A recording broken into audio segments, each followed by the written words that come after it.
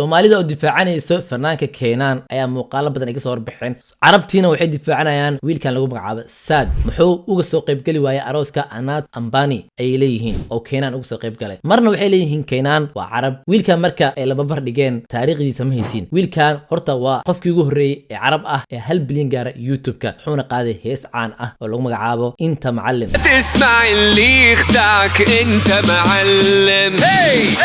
wiilkan 7 bilood ka hor xabsi ayuu ka soo baxay kaasoo lagu haystay kufsi waliba waxaa damiintay boqorka Morocco 6 sano ayaa lagu xukumay 7 bilood kaliya ayuu ku jiray xabsiga nin xabsi ka soo baxay marka inuu la tartamo fanaanka weyn ee Keenan ee caalamiga ah kaasoo durbaankiisa iyo calankiisa adduunka dhan laga yaqaan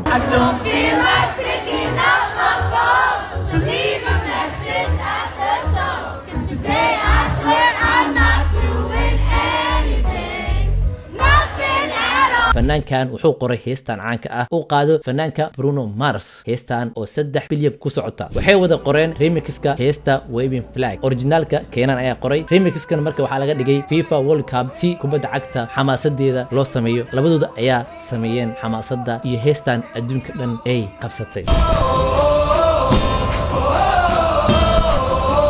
fanaanka Soomaaliyeed oo lagu yaqaan heesaha Soomaaliga inuu ka qaado xafladaha waaweynka sida xafladiisa hadda ugu dambeysay ee maalmo ka hor dhacday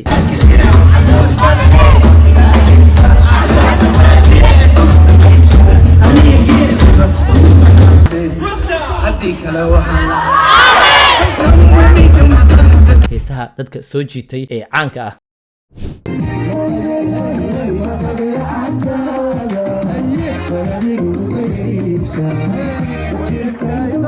Yeah.